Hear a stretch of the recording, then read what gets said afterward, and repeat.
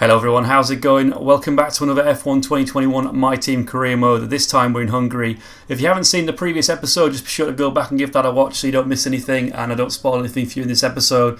We're at Magyar, Nagydij, and as always with these episodes we are doing a bit of housekeeping and doing some team activities and things like that and looking around the headquarters and seeing if we can improve the car at all before the next race.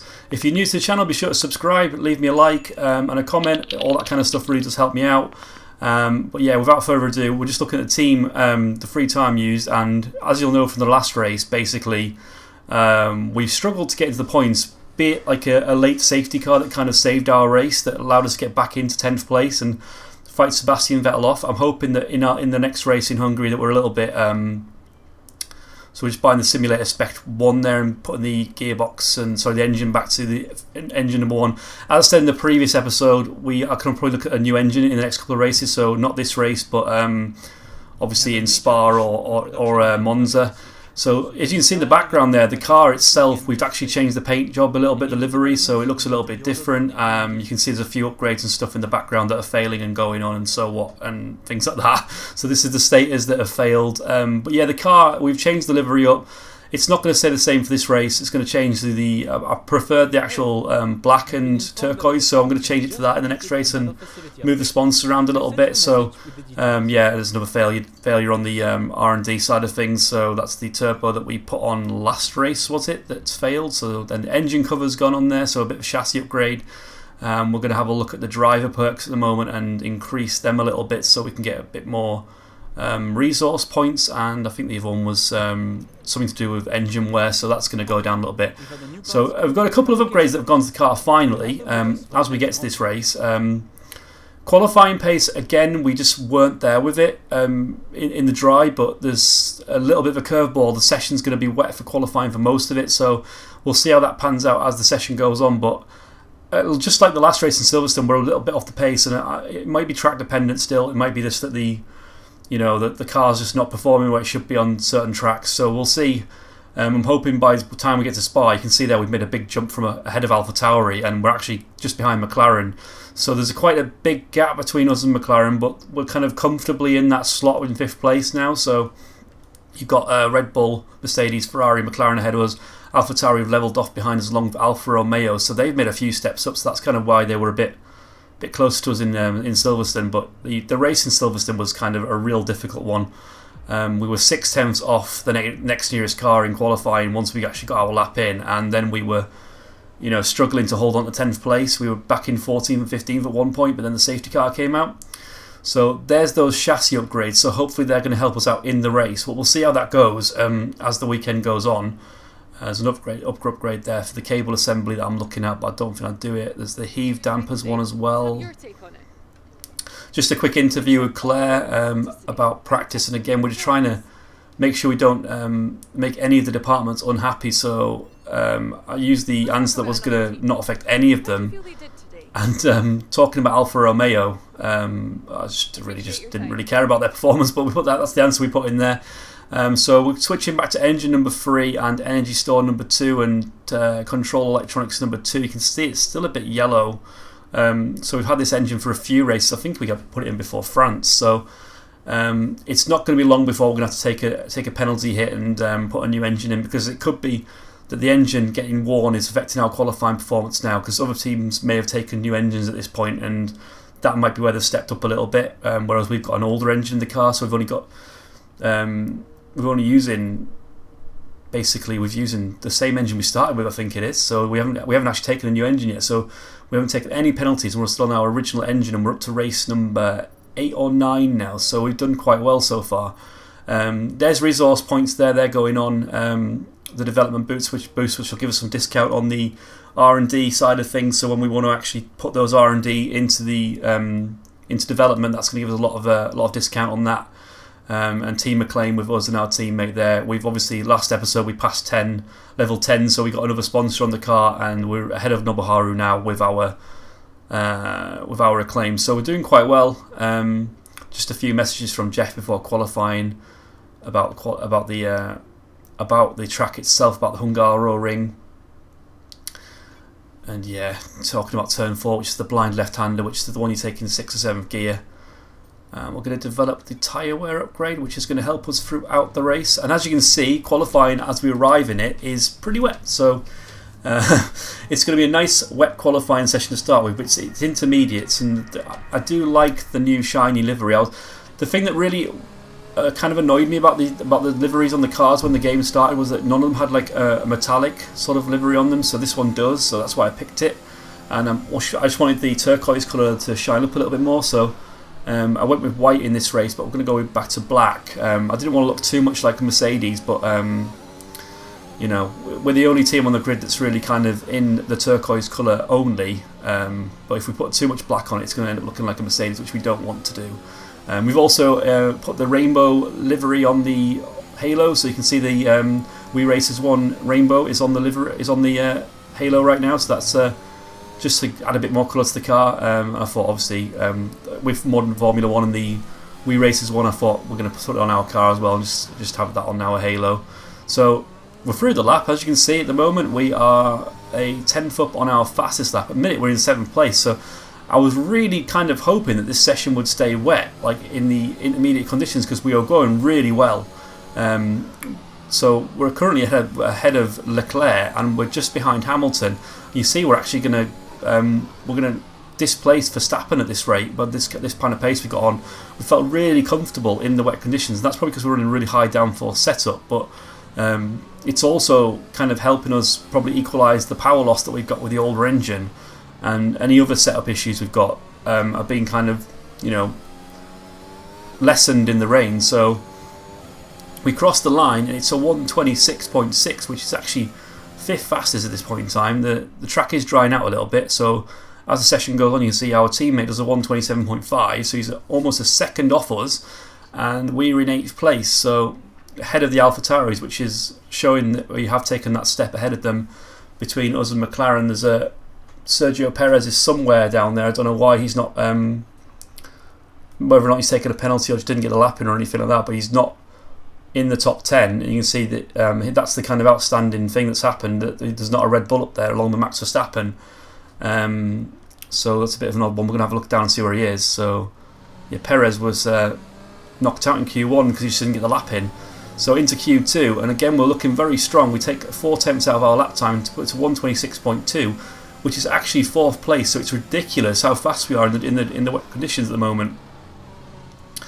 When it starts getting drier, that's when things become a problem for us. But at the moment, in the wet, we are absolutely flying. And if Q3 had been in the wet, which it isn't, by the way, then we probably could have had a shot of being in the top 5 or 6 cars on the grid. So, and it would have been a really amazing qualifying session for us. But the track starts drying out for the end of Q3, so we end up doing our run on the dries. So you'll see where that kind of pans out, but we just haven't got the pace in the dry at the moment in qualifying. So we're actually trying to improve our lap. We're just trying to see if we can get anything more out of the lap time whilst we're driving around here, and we are a little bit up.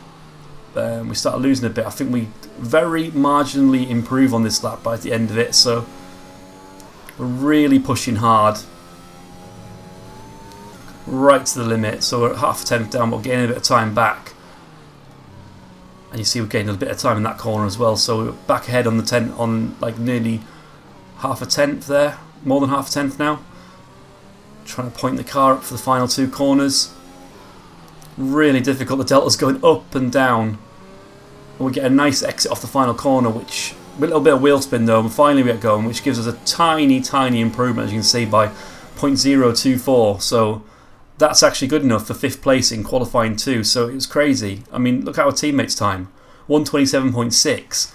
He's 1.4 seconds off us in the wet, and the AlphaTauris have now snuck through in 9th and 10th. So again, the performance of the AlphaTauri is better than it actually says on the graph. So there's not many cars that were actually, that knocked out of that session, and they're actually getting in 9th and 10th. So they're closer than the graph actually tells you on the performance chart.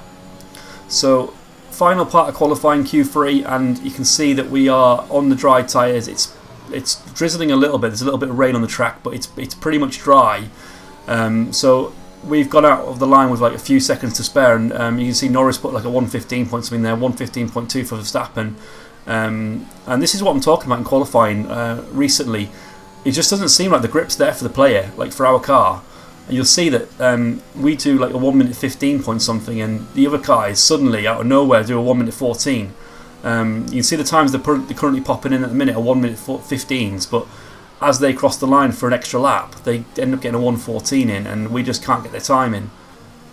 So that second lap on the soft tyres might have been what did it, but it's a massive leap for them to just suddenly be faster. You can see again both the AlphaTauris are actually quicker than us in this session. I think even when we get our lap in, one of them actually gets ahead of us, so you'll see this once we cross the line.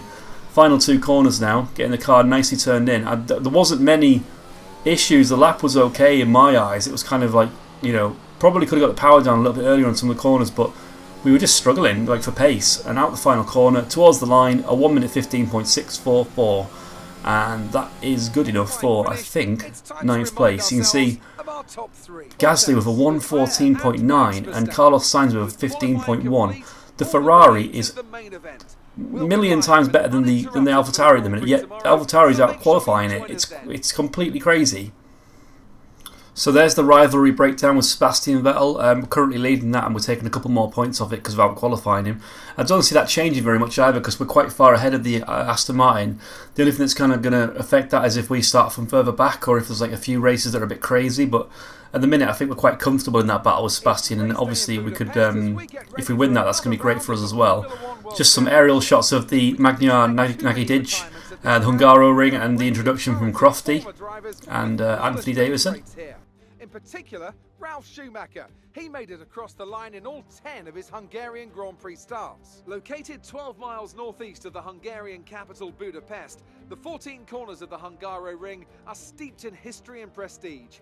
Overtaking has always been difficult on this technical 2.7-mile circuit, but the last few years in particular have turned up some exceptional races. Let's hope we're in for another. It's a really hard track to overtake on this one, I think. And once you're in the zone, like when you're doing your laps, I think it's really one of them ones where I think you can really get in the zone and start doing lap after lap really quickly because it's quite a short circuit as well. I'm not sure kind of how short it is compared to Monaco, but they call it like the Monaco without barriers. Sorry. Obviously, it's quite technical and tight and slow in some areas, but it's a really good track to drive. So there's the grid. Bottas on pole with Leclerc in second. The rest of the grid, we have Verstappen, Ricciardo, and Ricciardo, and then Norris and Hamilton, and then Gasly, Sainz. We're in 9th with Tsunoda just behind us. So Hamilton didn't have a great qualifying there again with his teammate being on pole, and Matsushita, our teammate, is up in 13th there. So that's quite a good qualifying considering he got knocked out in Q1 in the last race. Perez back in 17th, there's the outlier, so he's going to be trying to come through as well. With Giovinazzi again in a good performing Alfa Romeo at the back of the grid, so he'll be looking to go forward as well. Strategy wise, we're looking at going with the softs to start with and then onto the mediums, and then the mediums again a little bit later into the race. The other strategy we could have used would have been soft to hards, but then we would have been under threat from much faster cars, and the medium tyres were going to give us that extra bit of pace, whilst hopefully gaining a bit of track position. Setup wise, here's the setup, and it's from practice 3 as you can see, because I didn't record it at the start of the race, so I had to go back and kind of steal it from practice 3's footage. We're going to obviously try and improve on that as we come back here next season, try and spend a bit more time on it and see if we can get a bit more speed in qualifying. But that's what it is at the moment. So 3 lights and 4 lights and 5 lights. We're starting from 9th on the grid behind Gasly with Sainz to our right. Got Alonso and Tsunoda just behind us. A bit of wheel spin as we get away. Alonso's starting to come back at us, but he's not got quite enough pace, and we're going to brake very deep just up the inside of Hamilton. He's left the door open, so we take that position. He's now battling a little bit with Norris on the outside, so got Gasly ahead of us and Ricciardo. We're going to brake a little bit deep here, as you'll see, but it ends up being quite an ambitious move, and we end up forcing ourselves with understeer onto the curb, which puts Hamilton back on us. Side by side for the next corner, but Hamilton backs out, and we're now behind Gasly for the next few corners, with Ricciardo now just ahead of him, and I think Charles Leclerc has taken the lead of the race, and he's kind of ahead in that Ferrari there. Bottas in second, Verstappen, Ricciardo, Gasly. Gasly brakes quite early, and we have to dive the inside of him. We're now side by side, and as we take the apex of the corner, Gasly hasn't backed out, and he ends up spinning out, and we'll get a bit of more perspective of that in a moment, I think, from another camera. So Start of the race. This is Lewis's camera, and you can see the rocket start from the AlphaTauri. That was that Gasly.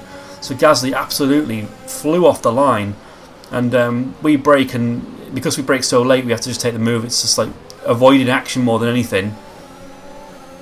So this is Hamilton's view of everything that's going on. You'll see that we try and make the move around the outside of Gasly and just go too deep, and Hamilton's now all over us again. Eventually backs out of it though, realises the space is going to close up. This is Gasly, and there was a little bit of space on the curb. He just kind of wanted to take the racing line, even though he's side by side with us. He wanted to take the racing line where we were going to be, so that's why we ended up making contact. This is Esteban Ocon, and I think he actually loses his front wing because he just brakes. Well, there you go. The Ferrari moved across, and Ocon was caught out by it, and yeah. So the AlphaTauri pushes the Ferrari across. Ocon brakes and loses part of his front wing. So the woes for Esteban Ocon continue into this race. I remember last race he had at least 2 wing changes. We got a little bit of oversteer there because Hamilton just barrels his way up the inside, and you'll see on the replay of that in a second that we had absolutely no choice. Hamilton was coming through whether we liked it or not. We thought we were going to be able to defend a bit longer. He would have been able to have us on this next lap anyway down the straight probably, but he just was not waiting for us. I don't know what.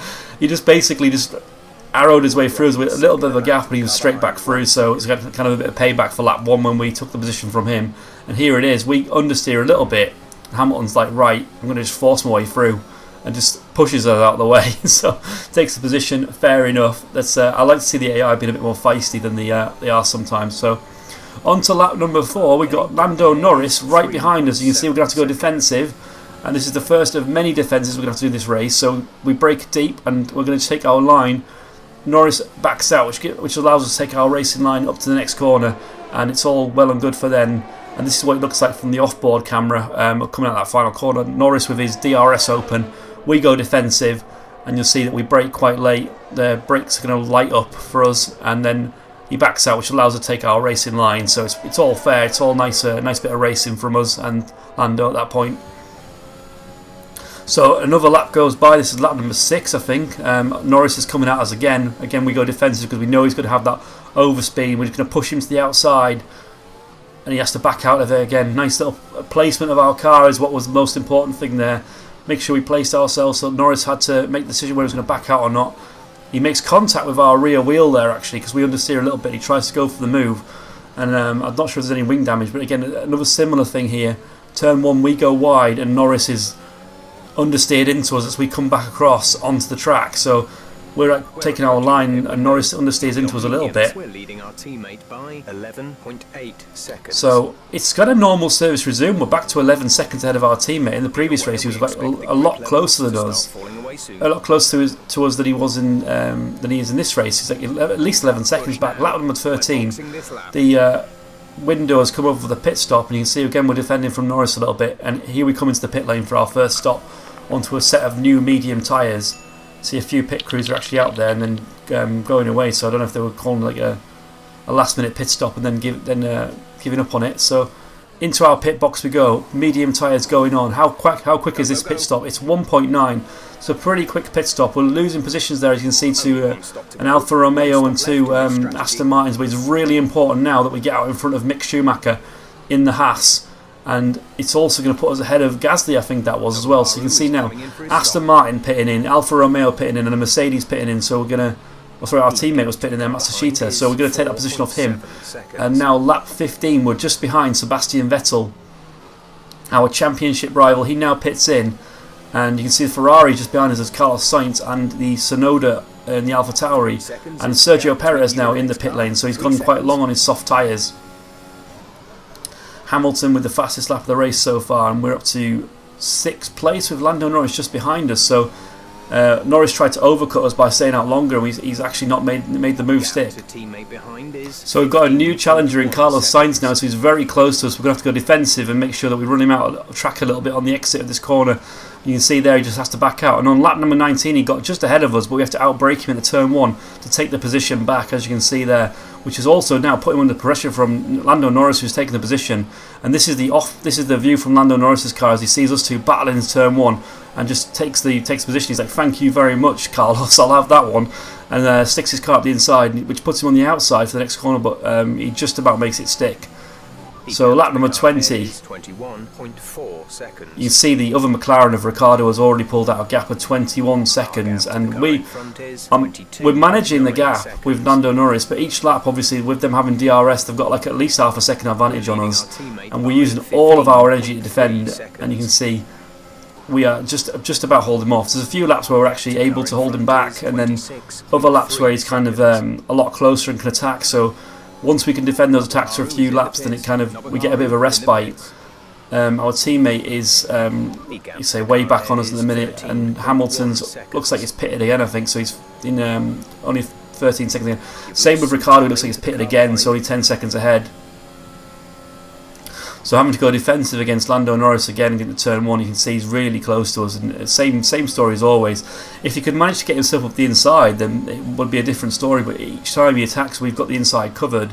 He hasn't got quite enough overspeed to make the move stick, but we run deep here, and you see we make contact again with Norris, and finally he backs out on the next turn, but you'll see from Norris's perspective how this all panned out. So we had the inside defender. He probably could have gone for it, actually. If he'd moved quick enough, he could have gone for the inside line.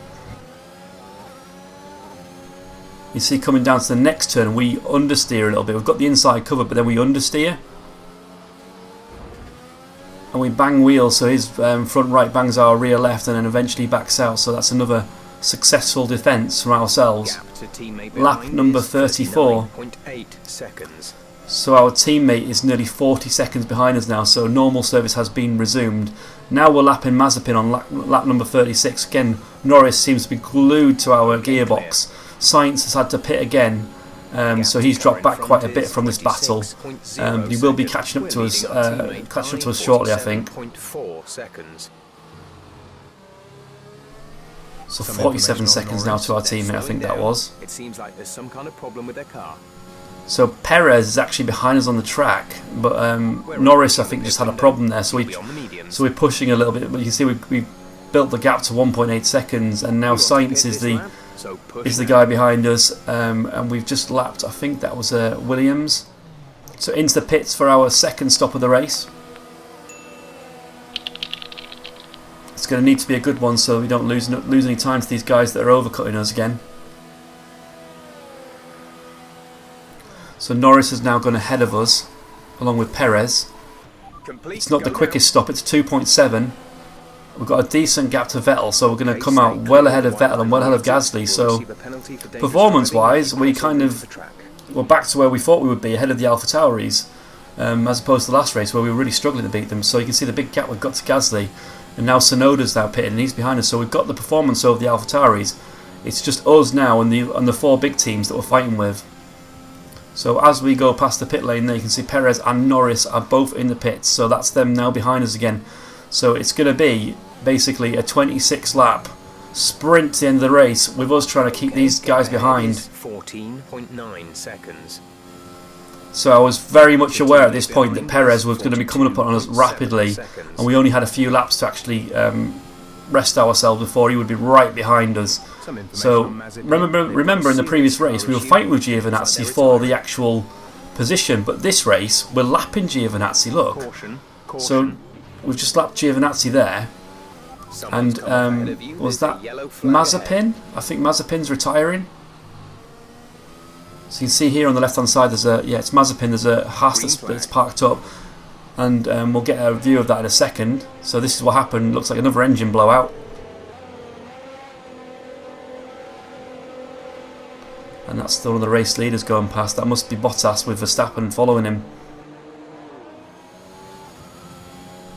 So yeah, we're on lap 48. There's a Ferrari in the pits. So there's Sainz's strategy now paying out. He's going to be behind all this traffic as well. Or is he? Yes, he is. So Perez is ahead of Sainz. So it's lap 51 and Perez has eaten up into that gap, and we're just kind of defending air there. Just I don't know why I was defending, but you can see we run wide, which is like a bit like some of the other incidents, and you know the understeer of the Red Bull understeers into us, and again we hold position just about because he backs out of it. And now lapping Mick Schumacher, who gets out of the way quite easily, but goes on the racing line, so it makes our apex a little bit tighter. He holds Perez up a little bit for us, so it's going to give us a little bit of time to get away. So another lap, another attack. You can see Perez just trying to squeeze around the outside, but again realising there's not enough space. We are literally on the limit of our pace, and now Perez is under attack from Sainz now, coming to the next turn, and this is going to go on for quite a few corners until one of these guys backs out, but they can see us just sneaking away, which is all good for us because this battling is allowing us to get a little bit of a break. And finally, Perez is the one that wins out by just running Sainz out of the road, lapping Ocon there now, and then got Raikkonen. So the second Alfa Romeo that were lapping this race. The pace that they had in Silverstone was kind of crazy. Like, I don't know where it came from. And now on lap 58, you can see our teammate is just ahead of us as well, and he's in a battle with an Alpine by the look of it. Or is it a Williams? I think it's Russell. So yeah, Williams of Russell. Matsushita gets out of the way of us, but he also gets out of the way of our rivals here. So Perez and Sainz weren't held up at all. Russell finally gets out of the way later in the next lap, and we are now on our own with Perez attacking us again, 3 tenths behind. We've got an Aston Martin now we're going to be lapping. Is this Stroll? I think it's Stroll. So we're lapping up to 14th place. So our pace cannot be too bad at all, to be honest. If we're ending up lapping some of these guys. You see there's a big gap between us and the McLaren, but with us lapping Aston Martins and things like that, we aren't doing too badly at all in P6. So another lap and another attack from Perez. This time he's going up the inside, and we leave him the room, and we're going to end up side by side down to the next turn. But fortunately, it looks like we've got some slipstream off the car ahead. I haven't got any DRS, but it allows us to kind of hold on to position and fight off another attack from Perez, who has also got Carlos Sainz right behind him still, running a little wide at that turn as well. So it's Stroll who's finally got out of the way of us. He was giving us a bit of dirty air, but he also helped us out with that straight line speed with the slipstream, going through the next sector. So now back onto the main straight, another lap and another attack from Perez. Again, we force him this time to the outside, making sure we don't let him up the inside, and he has to come slowly off that corner, which is going to put him under attack from Sainz again. And like in the previous battle, this is going to go on for a few corners now, with these two side by side, and again it gives us a bit of a break. So it was a little bit tactical from myself to block him off, and knowing that he's going to get caught up with the fight with Sainz, and give us a little bit of a break. So see, finally Sainz backs out and Perez takes position. So now on the final lap, we're getting lapped by Bottas, which is actually going to finish the race now for us. So on lap 69, we've been lapped by the race leader, which allows us to save a bit of fuel and come home in 6th place. So knowing that he was coming round behind us in the last couple of turns, I thought, well, yeah, if I let him lap me, then we're going to end up having to do 1 lap less, and 1 lap less of defending from Perez, who actually got driver of the day, as you can see there. So it was a really, really competitive race compared to Silverstone there. I was in 6th place, and we were comfortably kind of in the top 10. We had a few cars behind us. I mean, even Norris and Tsunoda, I think, were quite far back. Once they pitted, they couldn't catch up to the train that me and Perez and Sainz were in. So that was kind of really promising. The thing that's the worry is the qualifying still. So fortunately, though, with somewhere like Spa coming up, there's Mercedes domination. Look, again, Bottas with another win. Like I said in the last race, Bottas is absolutely racking these wins up. But so Bottas, Hamilton, and Verstappen. The Mercedes was the absolute car to beat at this track. It was so dominant. Verstappen couldn't quite beat Bottas, but if Hamilton had started higher up, then we probably could have been looking at a runaway 1-2. But you know, we're just looking at a 1-2 there. But like, Bottas was way ahead. Hamilton didn't lap us up 5 seconds back, but you know, very, very dominant performance. And you can see that we finished the lap down, was like a lot of people did, but Lance Stroll finished 2 laps down, for example. But it was a really promising race in terms of pace. Our teammate, again, unfortunately, not in the top 10, not even in the top 14 by the look of it. So let's have a look at the drivers' standings and the constructors' standings in a second as well. So the standings, let's have a look. Yep, so Bottas with a 62-point lead over Verstappen. Hamilton back in 3rd, we're in 8th place. Teammates still to get off the mark. Alonso still on that 1 point. Constructors, we've actually overtaken Aston Martin with that performance, so we are quite comfortably now in 5th place. And here's a quick interview with Claire. It's safe to say you're smashing everyone's expectations, isn't it? Just about our performance. But anyway, I'm going to leave it here. If you did enjoy the video, be sure to leave it a like and subscribe to the channel if you're new, and drop me a comment. I will see you soon in the next race. Bye bye.